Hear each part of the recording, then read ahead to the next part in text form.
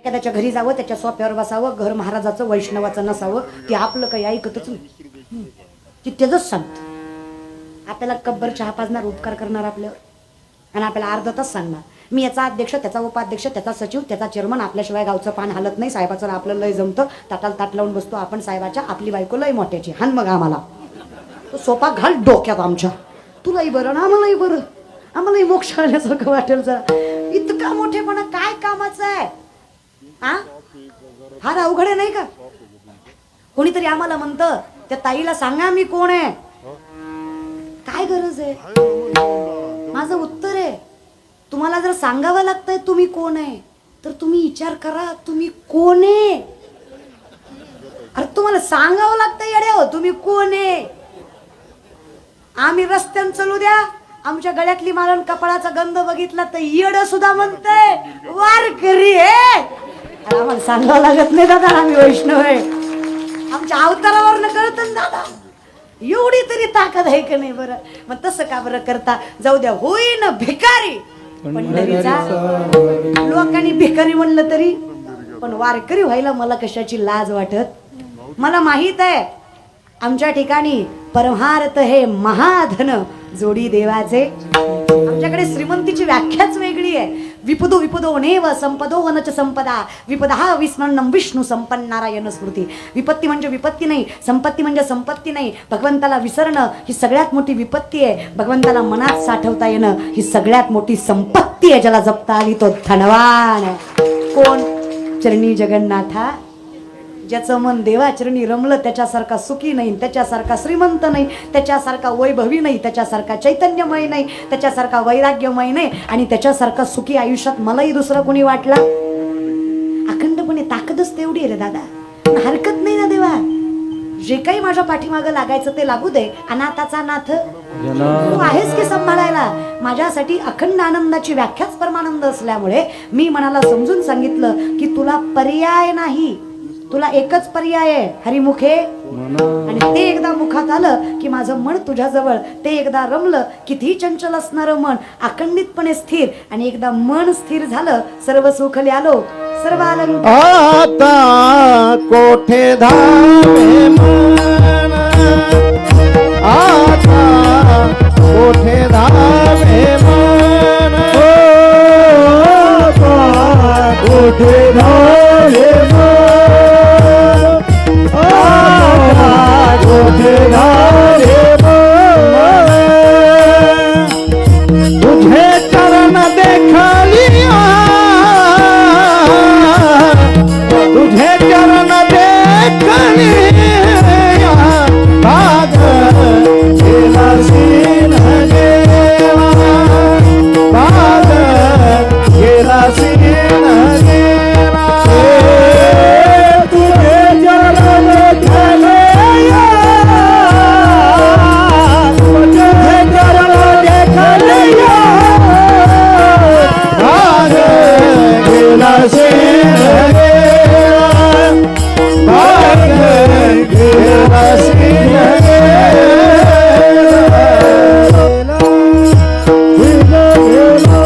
भाग गेला शिन गेला अवघा झाला. काय राहिलं सांग ना देवा. माझे चित्त तुझे पाया मिठी पडली नोहे सारिता. कुणी तुला मला वेगळंच करू शकत नाही. मन तुझं झाल्यावर आम्हा या परस्परे एका नामाचीच अंतरे, नाम स्वरूपी फरक राहिला. मग उरलं काय देवा? वैकुंठ काय, पाताळ काय, मृत्यू काय? माझ्या ठिकाणी वैष्णवाचा अधिकार आल्यावर मला कुठल्याच वेळेची, काळेची आणि स्थळाची गरज पडत. मी अखंडितपणे आनंदी जेव्हा मी तुझा आणि मी तुझा म्हणजे अखंडपणे अभंगाचं प्रथम चित्र लोके आनंदाची आता, अवघे चित्र लोके आनंदाची आता, अवघे आनंदाची आता, अवघे लोके आनंदाची अवघे चित्र लोके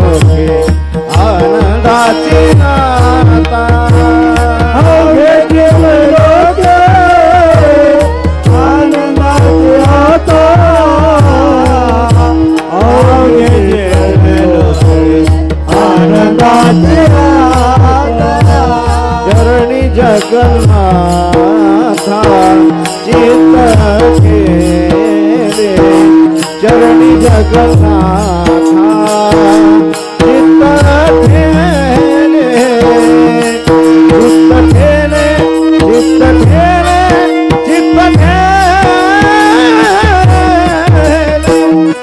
माय जगन्नाथ बाप जगन्नाथ माय जगन्नाथ बाप जगन्नाथ माय जगन्नाथ बाप जगन्नाथ माय जगन्नाथ बाप जगन्नाथ जग जगन्नाथ जगन्नाथ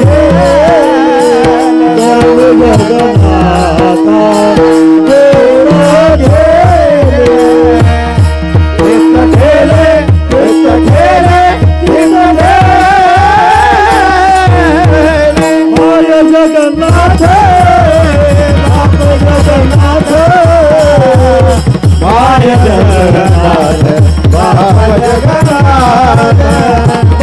जगन्नाथ बाप जगन्नाथ माय जगन्नाथ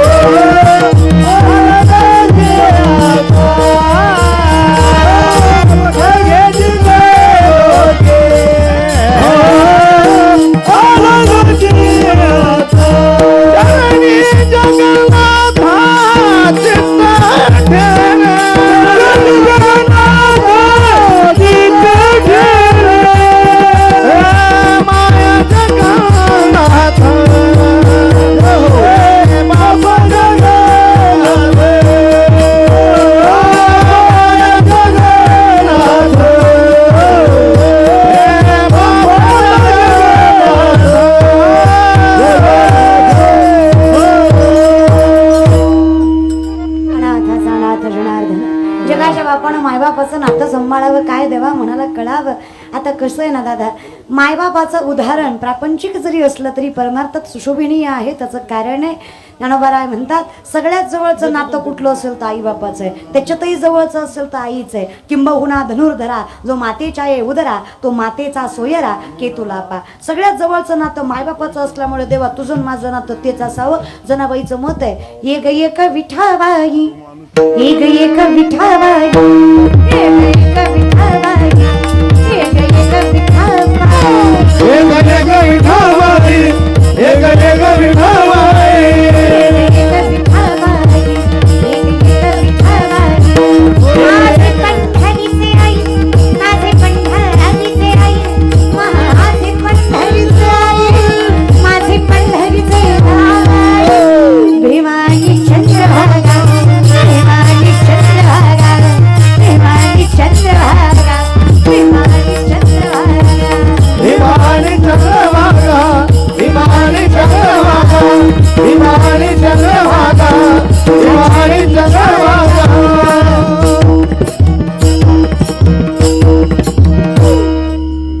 आमच्यासाठी माहेर पंढरी असल्यामुळे मायबाप विठ्ठल आहे आमचं. म्हणजे कसं जनाबाई म्हटल्यासारखं गबाई जाते ग माहेर माझ्या मुलाच्या घराला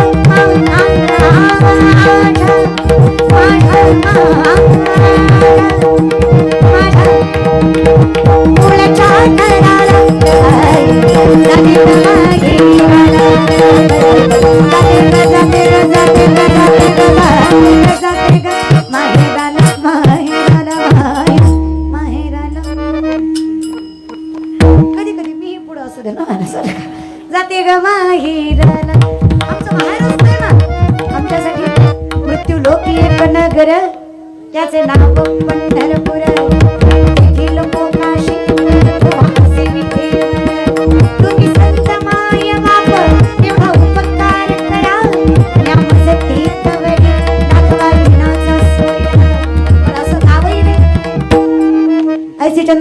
ऐसे विमान ऐसा विठेवर देव कोण ऐसे चंद्रभागा ऐसे विमान ऐसा विठेवर देव कोण विनंती आहे जो कोणी भेटेल त्याला म्हणतो आम्ही गरुडाचे पायी गरुडाचे पायी मी वेळो खेळा जोई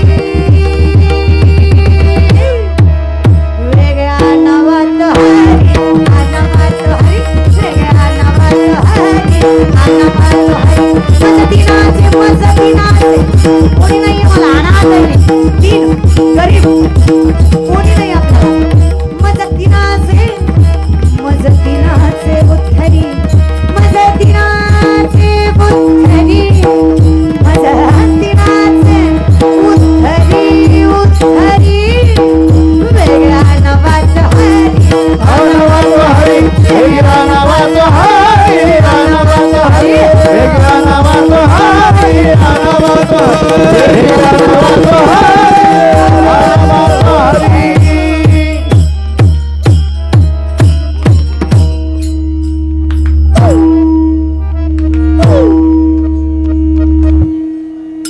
वेगळ्या नावात हरी अनावात हरी एकदा तो आला की देवा काय कमी आहे सांग बरं आम्हाला आमचं आयुष्य म्हणजे कसं ना देवा काहीही न करता अखंडितपणे तरण्याचं सामर्थ्य त्याच्या नावात आहे मग आम्हाला विश्वास आहे नाम घेता वाया गेला आईचा कोणी देखील ऐकेला आम्हाला विश्वास आहे देवा मुखी नाम हाती मोक्ष आईची साक्ष बहुतांशी तुला मायबाप म्हणायचंय फक्त करतो देव अरे थार जगद्गुरु तुकोबाराय बसलेले 21-22 वर्षाची तरणी बाण पोरगी तुकोबारांच्या दारात उभी आहे डोळ्यात पाणी आहे तिच्या तुकोबांनी विचारावं माय काय झालं ग काही रडतच कशाला वैष्णवाने रडायचं नसतं रडवायचं असतं माणसाला नाही चुकीचा अर्थ घ्या रडवायचं म्हणजे रडती माया मोह रात्रंदिस त्या माया मोहाला रडवायचं या षडविकारांना म्हणावं लागेल आयुष्यभर मागं लागलो पण हाती आलं ती रडले पाहिजे असं आयुष्य पाहिजे कशावर रडतच ना काही नाही तू लहानपणीच लग्न झालं आणि लहानपणीच नवरा गेल्याचा सगळा कलंक समाजाने माझ्याच मस्तकी मारला मीच कपाळ करंटी मीच अलक्ष्मी मीच उलट्या पायाची मीच दुर्दैवी मी मान्य केलं समाज म्हणतोय म्हटलं नाकारून चालणार आहे का 7व्या अवतारामध्ये सीतामाई पत्नी होत्या रामाच्या तरी अग्निपरीक्षा द्यावी लागली माझ्यासारख्या प्रापंचिक पोरीनं कोणाकडे हात पसरायचा म्हणून कधीच कोणाला काहीच म्हटलं नाही जे म्हटलं ते मान्य करत गेले पण माझा एक प्रश्न आहे माय माऊल्या आई म्हणून तुम्हाला नवरा मरणं बाईच्या हातात असतं का तरी सुद्धा त्याचा दोष बाईला का तिने औक्षण करायचं नाही तिचा नवरा मेला तिने कुमारिकेला कुंकू लावायचं नाही सवाशिनीच्या पंक्तीत बसायचं नाही तिचा नवरा मेला तिने पूजेला पुढं बसायचं नाही तिचा नवरा मेला तिने फार आवरायचं सवरायचं नाही तिचा नवरा मेला माझा एक प्रश्न आहे ज्या बाईनं नवऱ्यानंतर एकटीने संसार सांभाळला पंढरपुराचे विठ्ठल आणि रखमाई दोन्ही तीच झाली पदराखाली लेकरं वाढवली आपलं पातिव्रात्य सांभाळून समाजाला तोंड देत आपला प्रपंच सांभाळला त्या बाईला एका कुंकवाच्या टिकल्यामुळं चुकीचं ठरवणं कितपत योग्य आहे कुठलं शास्त्र आहे हे कुठेच नाही नवऱ्याच्या अगोदर जाणारी बाई जर सौभाग्यवती असेल तर नवऱ्याच्या नंतर जिने घर संसार सांभाळलं पातिव्रात्य सत्व सांभाळलं ती बाई अखंडितपणे गंगा भागीरथी आहे नवऱ्याच्या अगोदर जाणारीचा अधिकार जर विठ्ठलाच्या चरणाशी असेल तर नवऱ्यानंतर लेकर वैभवाला नेणारीचा अधिकार महादेवाच्या मस्तकावर असतो मग तुम्ही सांगा श्रेष्ठ आणि कनिष्ठ कोणतं चुकीच्या रूढी परंपरा सगळ्यांनी मान्य केलं म्हणून तुम्हीही केल्या धर्माचा आणि याचा काही संबंध नाही या विषयात लहान होती पोरगी कधीच कोणालाच तुकोबा सांगितलं नाही कारण माहित होतं बाई आहे मी जर कोणासमोर हात पसरले तर त्याच्या मोबदल्यात माझं बाई पण मागितल्याशिवाय राहणार नाही कोणीच म्हणून म्हटलं सत्व सांभाळावं कारण इथं स्टेटस पुरतच आहे यत्र नार्यस्तु पूज्यन्ते रमन्ते तत्र देवतः हे फक्त वागतं नाही बोलतातच माणसं कधी कधी असं वाटतं आजकालच्या काही माणसांपेक्षा रावण बरा होता बिचाऱ्याला मर्यादा तरी कळायची आज जर 3-4 वर्षाच्या मुलीचं वय माणसांना कळत नसेल तर आजच्या माणसापेक्षा रावण बरा मंदोदरी रावणाची पत्नी विचारते रावणाला स्वामी सीतामाई सारखी देखणी स्त्री ताब्यात आहे कधी उपभोगाचा विचार नाही आला का छे ग का हो तुमची वासना माहित नाही का मला हजारो बायका करून महालात ठेवलात तुम्ही सीतामाईसारखी सुंदर स्त्री बघून कधी मन भाळलं नाही का? भाळलं तरी रोखलं. मर्यादा कळते मला, भान आहे मला, मती थाऱ्यावर आहे माझी. जेव्हा सीतामाईच्या दारात उभा होतो तेव्हा भिक्षुक म्हणून उभा होतो. भिक्षाम दे ग माई म्हटलं होतं त्या बाईला. अगं ज्या बाईला आई म्हटलो त्यांच्यावर वाईट नजर टाकावी इतकी बेकार अवलाद तर रावणाची पण नाही की ग. त्यालाही कळतं ना. ज्याला आई म्हटलं त्याला आईच मानावं आणि ज्याला ताई म्हटलं त्याला ताईच मानावं. आमच्या म्हणालाच आई ताई म्हणतात. अवघड आहे. पण हिंदवी स्वराज्यात राहणारी माणसं आम्ही, पण आम्हाला कधीच हिंदुत्व कळलं नाही. शाहिस्तखानाच्या लाल महाला चालल्यात. शाहिस्तखानाच्या बहिणीची पोरगी भीतीने कुठतरी लपली. शाहिस्तखानाची बायको पळत पळत आली. जहा बडा मुझे लगता है शिवा के मौलों ने बदले की आग में लड़की उठा ली. शाहिस्तखान शत्रु है पण बायकोला सांगतो बेगम जबान को लगाम दे, शिवा के मावले है वो. ऐसी उनकी परवरिश नहीं कि औरत की तरफ गंदी नजर डाले. औरत जात की इज्जत करने वाले लोग है वो, बेटी नहीं उठाते. बायकोला वाटलं शत्रु है वो आपका. क्या लगता है आपको? तुमने उनकी बहू बेटियां उठाई, यहाँ तक उनकी इज्जत तक लूट ली. उस वक्त तुमने नहीं सोचा वो औरत है, उसका क्या कसूर? अगर तुमने उनकी औरतों को जलील किया तो शिवा बदला नहीं लेगा. बेशक लेगा बेगम, क्यों नहीं लेगा. खुदा का शुक्र है उंगलियों पर जान चली गई, नहीं तो गर्दन से जाता. सीधा नहीं वो बंदा. ना मृतबा सल्तनत इज्जत शोहरत यहाँ तक जिंदगी तक नहीं बख्शेगा वो शिवा. लेकिन एक बात की जबान दे सकता हूँ, याद रख. इन आंखों ने देखा है, बेटी उनकी हो या अपनी, औरत जात के धर्मजात नहीं देखते. वो किसी भी मुल्क की हो, कितनी भी सुंदर क्यों ना हो, आगे से समर्पित करने वाली भी क्यों ना हो, हर बहु बेटियों को भगवान का दर्जा देने वाले हिंदू है वो. औरत जात को सम्मान से रखते हैं. दादा, शत्रूलाही विश्वास वाटावा चारित्र ज्या राजाचं त्याचे वारसदार आहात तुम्ही. तुमच्या नजरेत तेवढंच पावित्र्य, तेवढीच प्रखरता, तेवढंच कर्तृत्व हवं तर वैष्णव आहेत तुम्ही. माहीत होतं तुकोबा बाई आहे मी म्हणून कधी कोणासमोर हात पसरले नाही. कष्टाने कमवलं, स्वाभिमानाने पोराला वाढवलं. नवरा मेला तेव्हाच मरायचा विचार मनात आला, पण पोटाशी लेकरू होतं. म्हटलं याचा काय दोष, ह्या निष्पाप जीवाला कशाला मारायचं, त्याला जन्माला घालावं आणि मग मरावं. पण जसं लेकरू हातात आलं, तुकोबा बाईची आई कधी झाली मलाच कळली नाही. जगले ती त्याच्याचसाठी आणि आता तुमच्या समोर आलेही त्याच्याचसाठी. तुकोबा म्हटले माझ्याकडनं काय हवंय. अख्खं देहू म्हणतं तुकोबांनी जगवलं देहूला, फार काही नाही. स्वाभिमान सांभाळता सांभाळता अंगावरची साडी जीर्ण झाली हे कळलंच नाही. बाईचं उघडं पडलेलं अंग समाज डोळे भरून बघतो, पण बाईचं कर्तृत्व कधी कोणाला दिसत नाही. म्हटलं ठीक आहे, अशा एका पुरुषासमोर उभं राहावं ज्याला बाईपणात आईपण दिसत असेल. तुमच्याकडे बघून विश्वास वाटला हा पुरुष माझ्या बाईपणाचा गैरफायदा घेणार नाही म्हणून तुमच्याकडे हात पसरले. तेवढं सामर्थ्य तुमच्या व्यक्तिमत्वात. म्हणून म्हटलं तुकोबा भावाच्या बापाच्या कशाच्याही नात्यानं आणि साडी असेल तर देता का. त्यावेळेस तुकोबांची अवस्था अशी होती, तुकोबांची स्वतःची पत्नी एका लुगड्यावर संसार करत होती.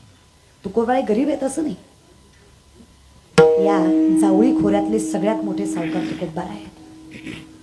65 लाखाची सावकारकी तुकोबांची होती. 25 बैलगाड्या तुकोबांनी कर्जपत्राच्या इंद्रायणीत बुडवल्या.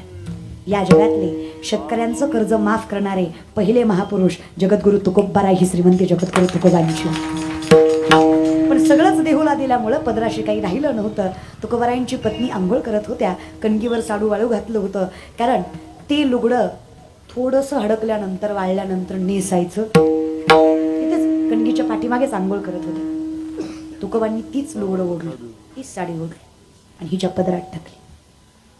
तुकोबारायांची पत्नी खंबीरीनं म्हणाली, स्वामी काही मागितलं नाही आजपर्यंत, पण आता बहिणीचा आब राखताना बायकोचा चालला याची जाणीव ठेवा.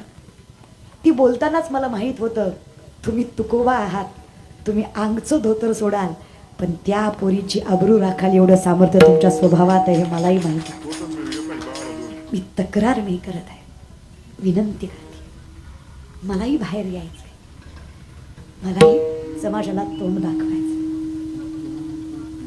तुकोबारायांनाही वाईट वाटलं.